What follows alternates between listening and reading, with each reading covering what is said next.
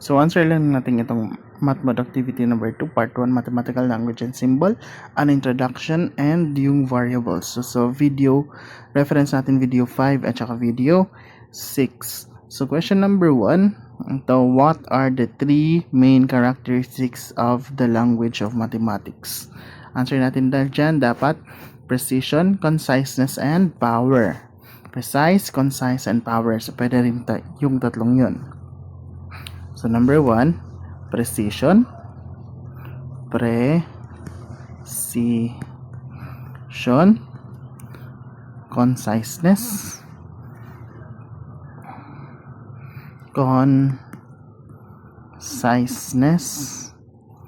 at saka power. So, ano ba yung precision? Precision means mathematical statements are exact and clear, leaving no room for ambiguity. Ibig sabihin, dapat hindi siya nakakahilo. Dapat exact siya. Pag sinabing x is equals to 5, wala nang iba dun. Dapat yung x natin is equal to 5. Conciseness, ibig sabihin lang nito is means ideas are expressed briefly. Ibig sabihin, short lang siya and directly without unnecessary words. Direct to the point. Ipagyanan din diha, conciseness. Then power. So, it can express complex ideas and relationship in a way that it is understandable and usable across different contexts. So, ibig sabihin, minsan siya, naka-symbols lang, parang pwede mo naman siya interpret in parang symbols na yon. So, kaya niya mag-communicate, minsan naka-symbols lang. So, that's power. So, number 2, list the symbols used to represent the following sets. We have the natural numbers, whole numbers, integers, and rational numbers and real numbers. So, ano ba yung natural numbers? Yung natural numbers, ito yung mga ano ba ito? 1, 2, 3, 4, and so on so forth. Whole numbers, nag-start lang siya sa 0, 1, 2, 3, and so on and so forth. Tapos integers, ito lang pag negative, kasama na yung negative dito. Negative 2, negative 1, 0, tapos 1, tapos 2, and so on and so forth. Tapos rational numbers. Ano ba yung rational numbers? Rational numbers, ito lang yung mga 1.75. Parang mga grades nyo. 1.5. 2.75. Basta may point. Real numbers. Real numbers, lahat na nito. Lahat na. Kasali na lahat ng natural, whole, integers, rationals. They are all real numbers. So, paano ba yan? Ano ba yung mga symbols na nag-represent sa kanila? Ito. So, dapat yung answers mo dyan, para sa natural number, you have letter N. Tapos, sa whole numbers, we have double U. Tapos, sa integers, letter Z. Tapos, sa rational numbers, letter Q. Tapos, sa real numbers, letter R. So, lahat nasa video naman yun eh. So, these are standard notations agreed upon globally in mathematics to represent these specific sets of numbers for consistency and clarity. So, number 3, what does the symbol A or baliktad na A stands for in mathematical logic? So, nang tawag sa symbol na nakabaliktad na A. Number 3. Diba, meron nakabaliktad na A. Ang tawag sa kanya is universal quantifier. Universal quantifier.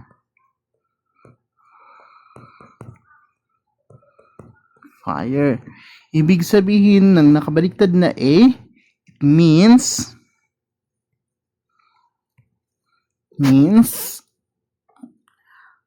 for all, for every, at saka for each. For all, For every, kahit isa lang dito yung answer nyo, okay lang. For every, or pwede rin for each.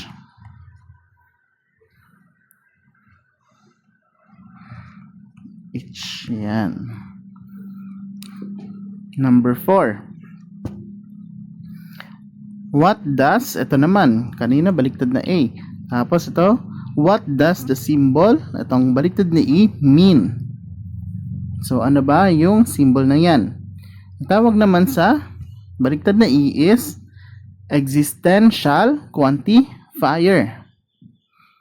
Number 4. So, itong baliktad na E, sabihin, existential quantifier. Existential quantifier.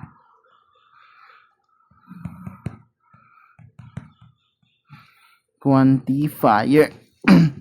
Used to state that there is at least one element in the set that satisfies certain property or condition. Ibig sabihin, it means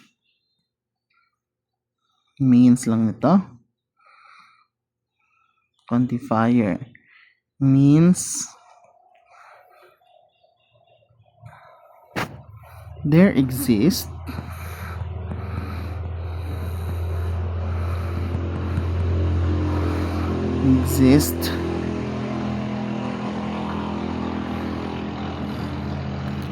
there is at least one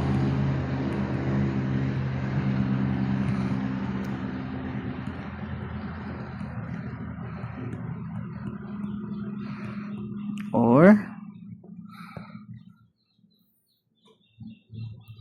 for some.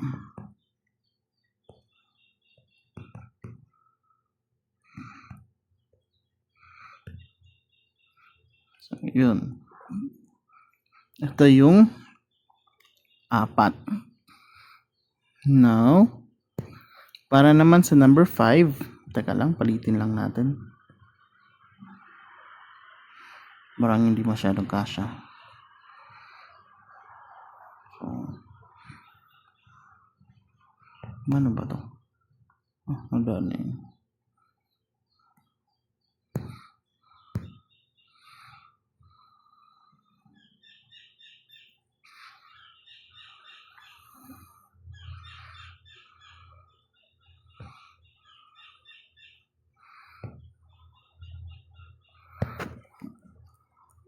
Para naman sa number 5, ano ba yung sinasabi sa number?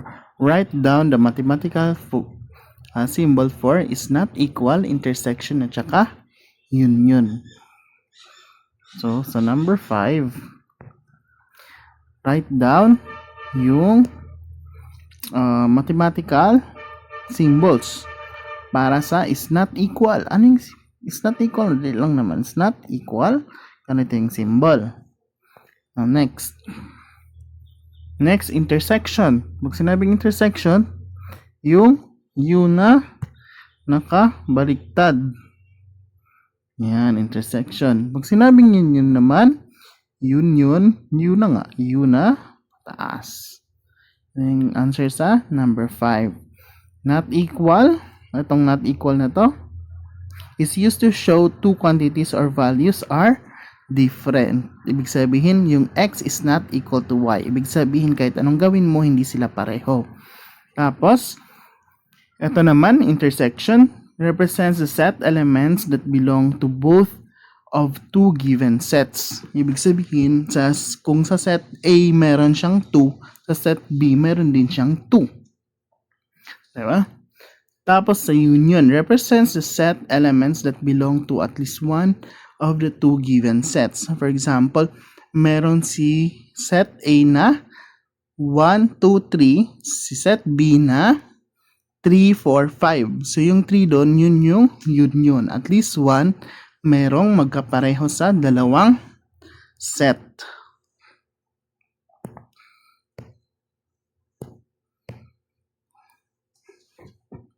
So number 6. Explain the difference between how the word is used in English compared to mathematics. So, ito yung medyo confusing daw. Ito natin isulat. Number 6. So, in English kasi,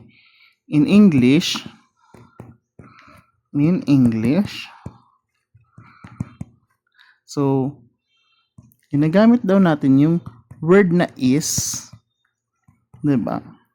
Word na is, marami siyang meaning. So, pwede siya mag-describe ng property. It can describe property. Magsabihin, pwede example natin is, kumbaga, number 1 use niya, describe property. Ibig sabihin, the ball, example, the ball is round. So, ibig sabihin, yung property ng ball, di ba? Yung property ng ball is round siya. So, sabihin, hindi siya magiging ball kung hindi siya round. Pwede rin siyang mag-indicate ng membership. Indicate membership.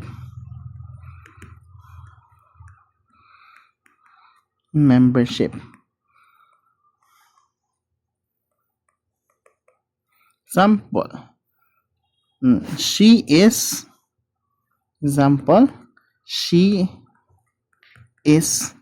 a student. So, ibig sabihin, kasalid siya dun sa group na student. Nag-indicate siya ng membership. Ano pa? Or pwede rin siyang equality. Diba? State equality. So, example nito, 3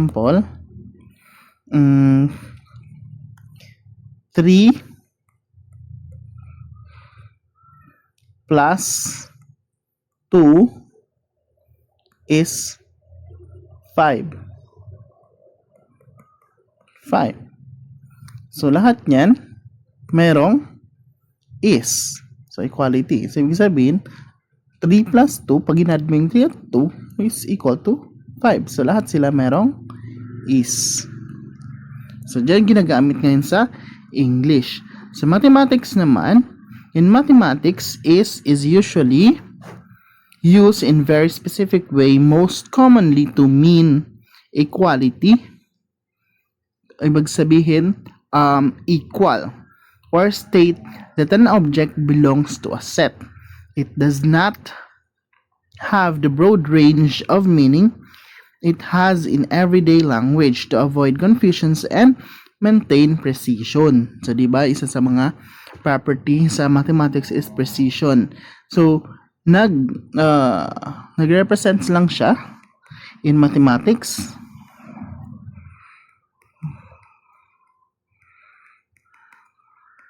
Ano ba yan? Naging ganito na ngayon yung ano natin.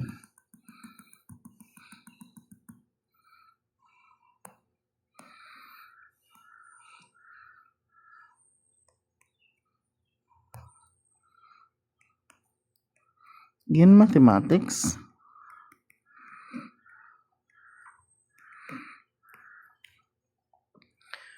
yung is natin, yung word na is, nagsasabi lang siya ng equality. Ibig sabihin, equality.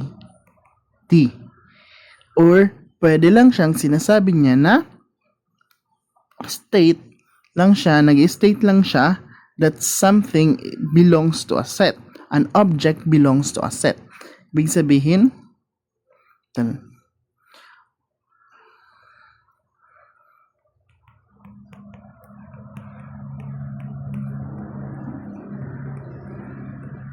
object belongs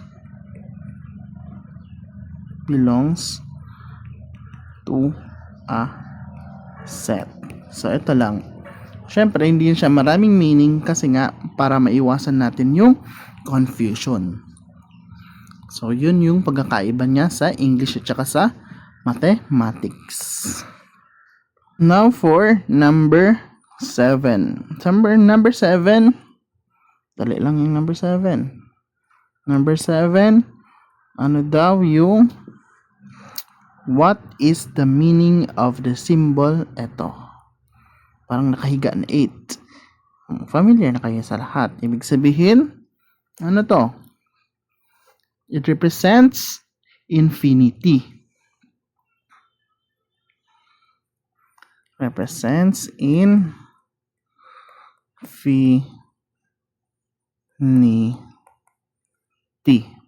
Ano yung sinasabi pag infinity?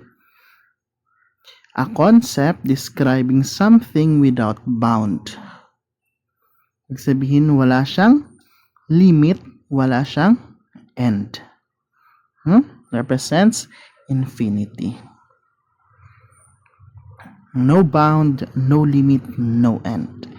So that's infinity. Number 8. Ano naman yung number 8? What do letters N, W, what do the letters N, W, and Z represents respectively? So actually, naki-answeran na yan siya. N, W, and Z. Natural numbers. N is natural numbers. N is natural numbers. Dito lang sa taas, N natural numbers, W is whole numbers, and Z is the integers. Natural numbers,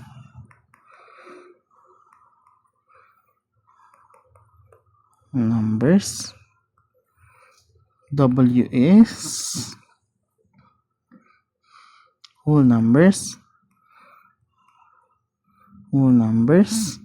then Z is integers.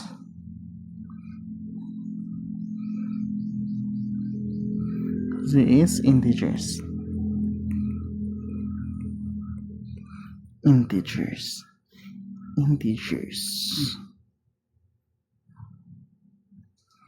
Okay. Number 9. Ano yung number 9?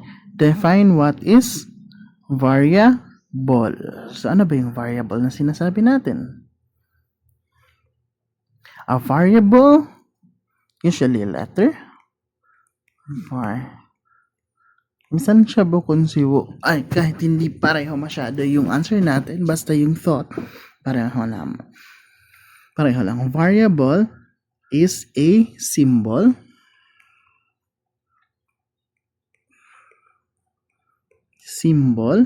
Usually letter. A letter that acts as placeholder for any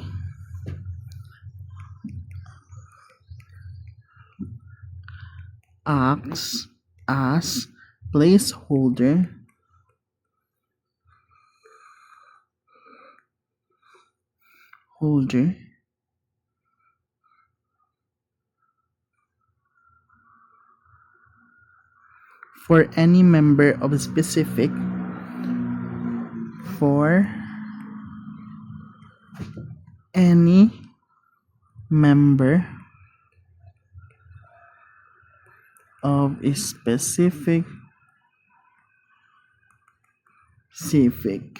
set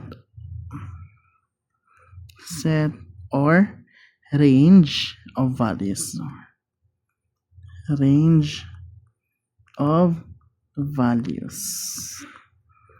Ayan. So, ano ba? Variable. Usually, ano yung ginagamit natin dyan? Ginagamit natin usually X, di ba? X, Y, Z. So, mga ganyan. Mga common variable. Tapos, Tin lang natin.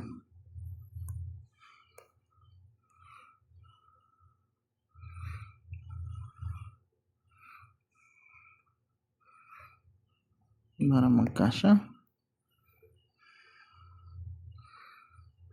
Tapos, number 10. Number 10 ngayon.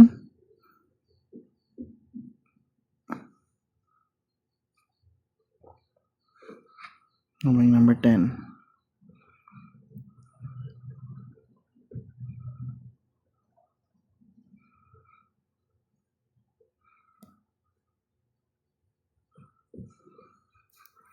Number 10.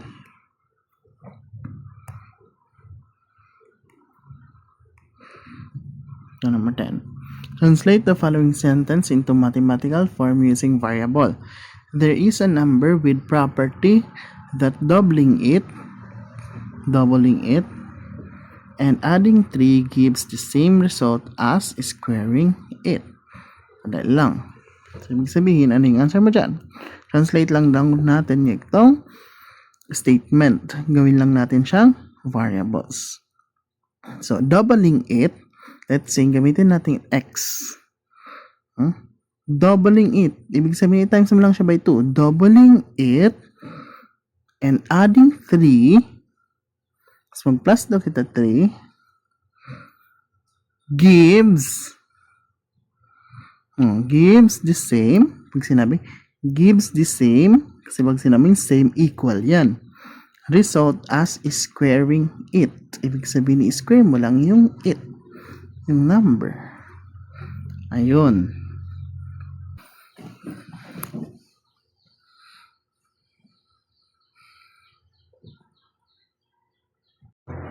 So, for number 11 of part 1, rewrite ito, number 11, rewrite the sentence. Are there numbers whose squares are equal to the square of their sum using variables x and y?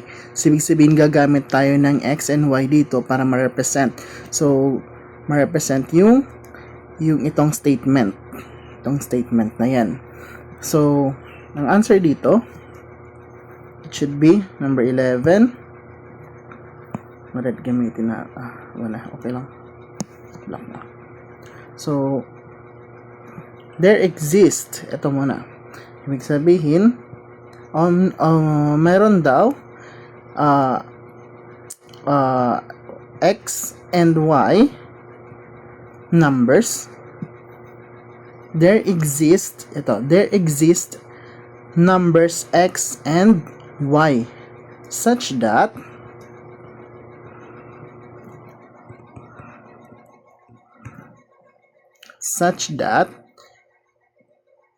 itong x square plus y square, so ibig sabihin nito, the sum of their squares is equal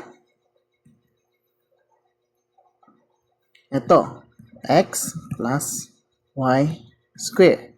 The square of their sum. So, the square of their sum. Ibig sabihin, add mo muna yung dalawa, tsaka may square. So, ito yung answer sa number 11. Pwede ito lang yung answer mo. Okay lang yan. Kahit wala na yung ito. Acceptable. So, number 12.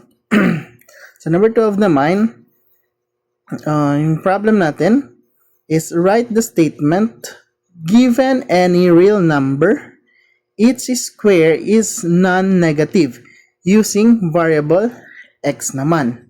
So, yung answer dito, di ba, meron tayong a na baliktad.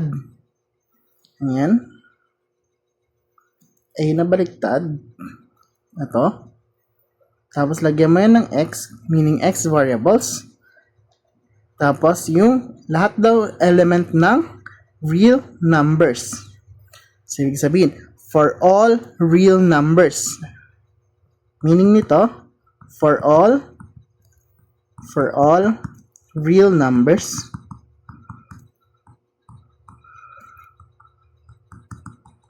Yan, for all real numbers. Tapos, lalagyan din natin yan ng x square is greater than or equal to 0. Ang ibig sabihin nito, itong dalawang to naman, is its square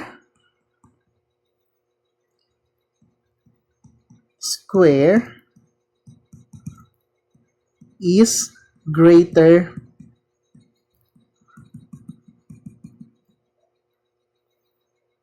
than or equal to 0. Ibig sabihin, lahat daw ng real numbers, lahat ng real numbers, which is hindi siya negative, diba?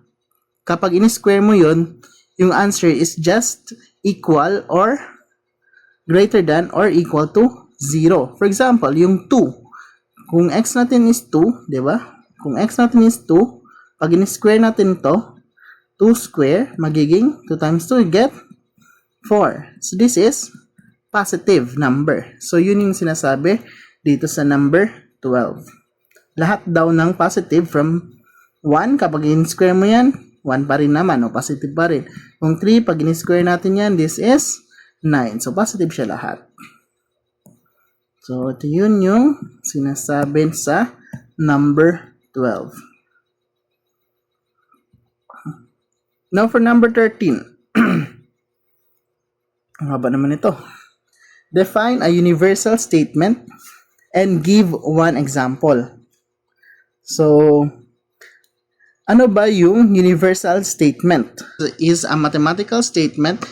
The definition of universal statement is, a universal statement is a mathematical statement that asserts that certain property or condition is true for every single element in a specific set or collection. It uses universal quantifier. Yung quantifier to. Wait lang. Quantifier.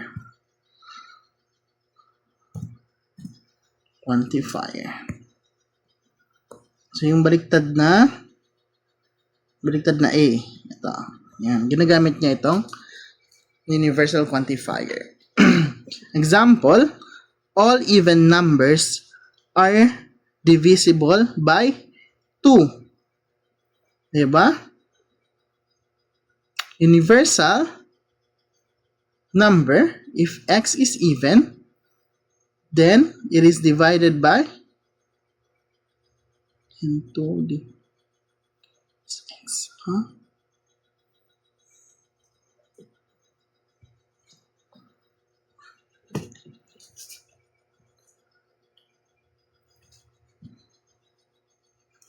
Okay, for example naman ito. Example, all even numbers are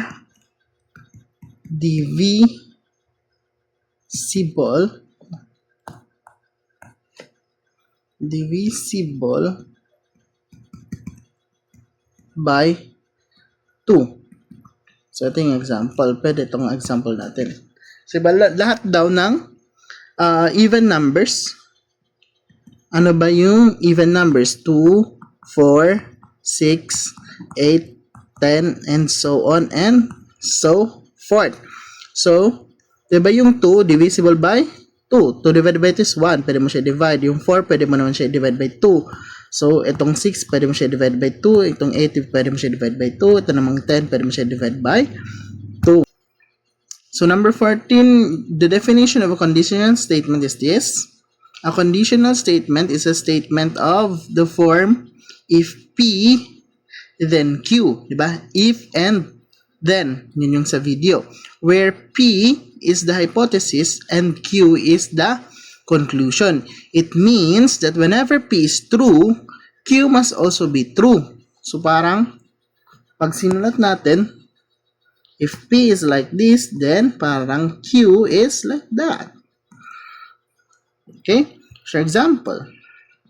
Example niya, if a number is divisible by 4, if a number is divisible by 4. So, ginamit na natin yung if. Diba? No, divisible by 4. Then, gagamitan na naman natin ng then. Then, it is divisible by 2. So, diba? Kapag yung number daw divisible by 4, then pwede mo rin siya i-divide by 2. Let's say itong 8. Diba yung 8, pag pwede natin siya i-divide by 4. 8 divided by 4 is 4. Ay, 4. 2. Ano ba yan? 2. Ngayon, itong 8 naman, pwede mo rin siya i-divide by 2. So, 8 divided by 2 is 4. So, yun yung sinasabi niya. Pwede, yung 8, pwede daw natin divide by 4. If 8 is divided by 4, 8 can also be divided by 2. So, yun yung example ng conditional statement. 15. Number 15.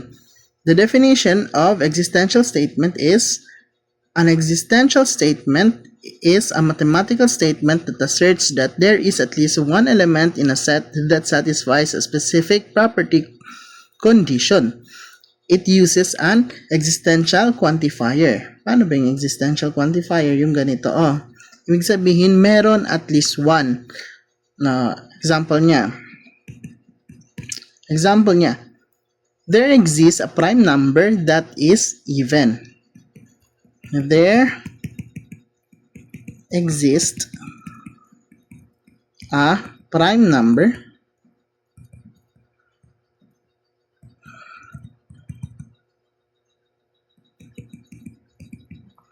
that is even. Ibig sabihin, meron daw prime number na even siya. So, kung gusto nyo malaman, search nyo lang kung anong prime number na yun, kung ano yung prime number. Okay? Pwede rin, di ba? Isa lang, kumbaga, existential statements only require one example to be proven true. Kumbaga, there exists a student who only copies the assignment. Ibig sabihin, meron ganon. Meron daw isang student, kumbaga at least one siguro, na kumukopy lang ng assignment. Nagpapasa lang ng assignment, tsaka susulat. Tapos pare-pareho ng answer, pati wrong, pareho rin. So, yun siya. Number 16. So, tayo, number 16. Ano ba yung? You write the statement for all real number x. If x is non-zero, then x squared is positive in 3 different ways. So, pwede i-rewrite natin siya. So, rewrite daw natin yung ito. For all real number x, if x is non-zero, then x squared is positive. Yung parang kanina, ito yan siya. Ayan. So, pwede natin, kumbaga, kung yung x daw natin is non-zero, big sabihin greater than 0, no? Greater than 0. 1, 2, 3, 4, 5, 6, 7, 8, gano'n. So, pwede number 1, or A, sulat natin dyan, every non-zero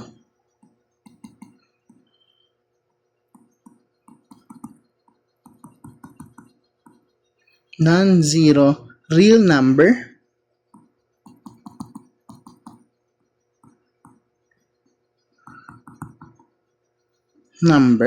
has a positive square.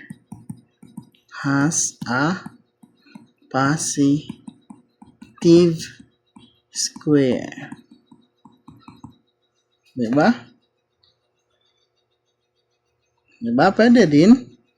Ito yan siya. If a real number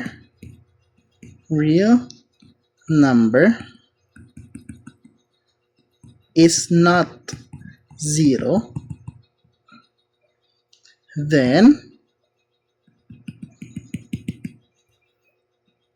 its square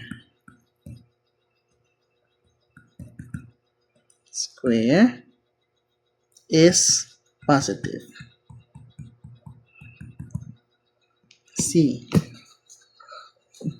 The square of any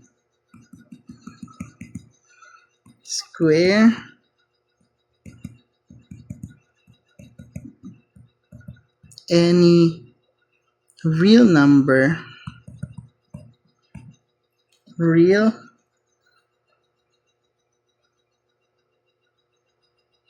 number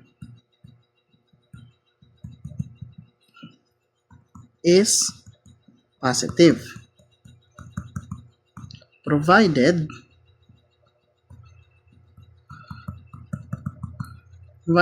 the number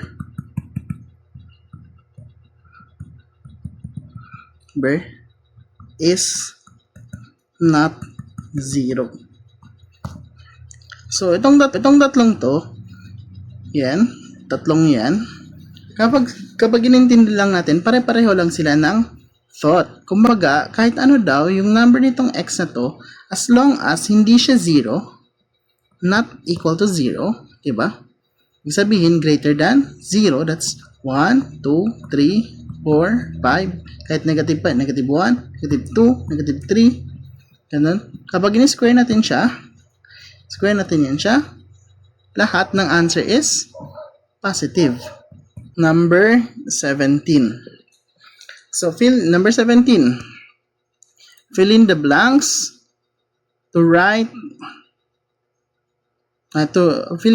to rewrite. Every real number has an additive inverse.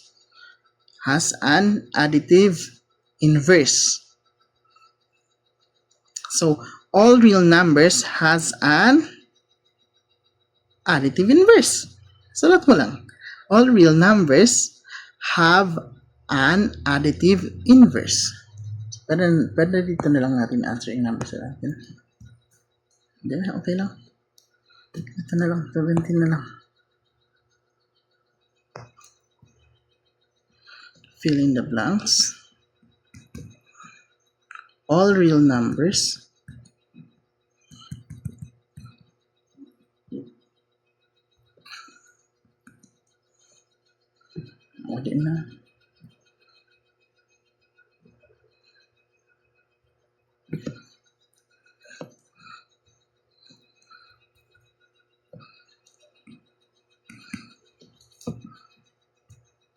So number 17, fill in the blanks to rewrite. Every real number has an additive inverse. So all real numbers, anong sinabi? Ganapan mo dyan. Have an additive inverse.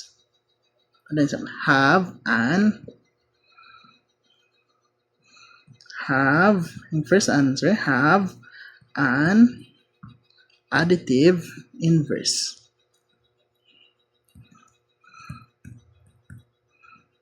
Additive inverse.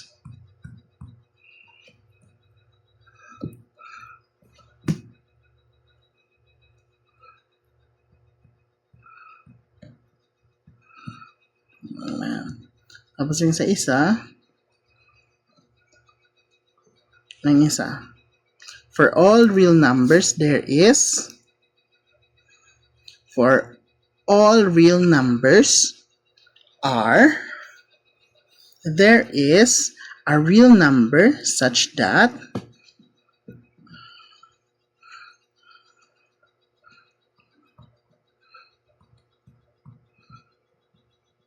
a real number such that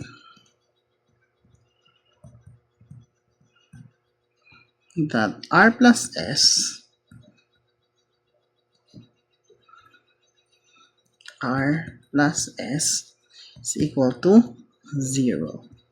So the first sentence keeps the structure simple. So ito. All real numbers have an additive inverse. So the first sentence keeps the structure simple. Itong sa second naman, uses variables to define exactly what an additive inverse means. A number that when added to original gives 0. So, ibig sabihin, kapag in-add mo, diba? For example, meron tayong 8. Dapat yung 8, pag in-add mo, maging 0 yung equal nila. Ano ba yung number dito para maging equal siya dito? Diba S is equals to, transpose lang natin, negative 8. So, dapat yung S natin is negative 8. Kung yung R natin is 8, dapat yung S natin negative 8. So, para maging masatisfies natin yung equation. So, ito yun yung sinasabi dito sa number 17. Number 18. Next, number 18. Rewrite the statement. There is a positive integer that is less than or equal to every positive integers using variables m and n. So, ano ba yung answer natin dyan?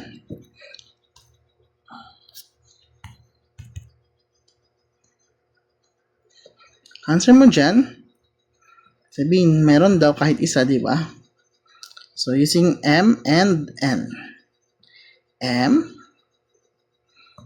element of, ano ba yung integers? Di ba z ginagamit natin? Z, positive integers. Such that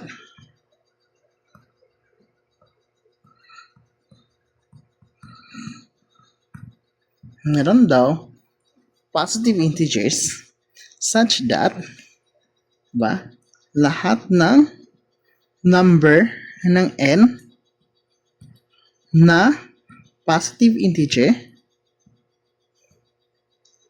yung sa element natin sa m laki kasi ito lang.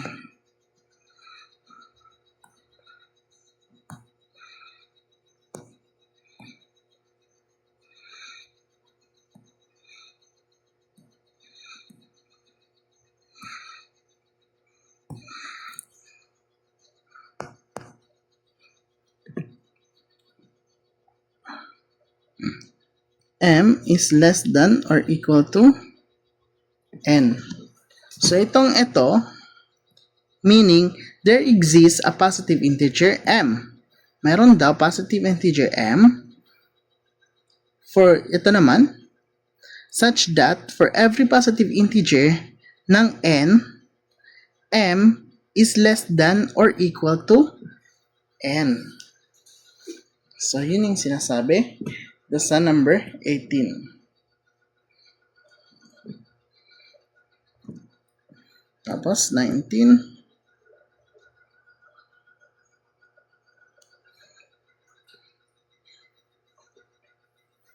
So, sa number 18, ay number 19. Number 19. 19. Fill in the blanks. Number 19, fill in the blanks. There is a person P in my class such that for every person Q, P is blank than Q. So, pwede, kahit ano naman yung answer mo dyan. Pwede, for example, P is taller, shorter, younger,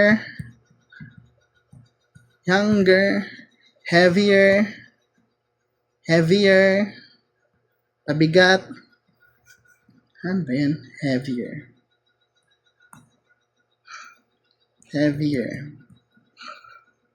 Heavier, lighter, hindi naman yung lighter na pang siga.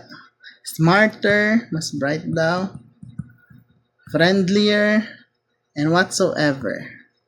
Okay, etc. So, kahit ano naman dyan, you have the freedom to answer what you want. Basta, correct naman siya. The existential statement kasi, di ba, combined with a universal statement. So, the blanks should be filled with a comparative adjective describing the characteristics that one person has relative to everyone else in the group. So, pwede mo siyang compare mo lang siya. Number 20. So, number 20, identify the type of statement All positive numbers are greater than 0. So, ano yan siya? Universal,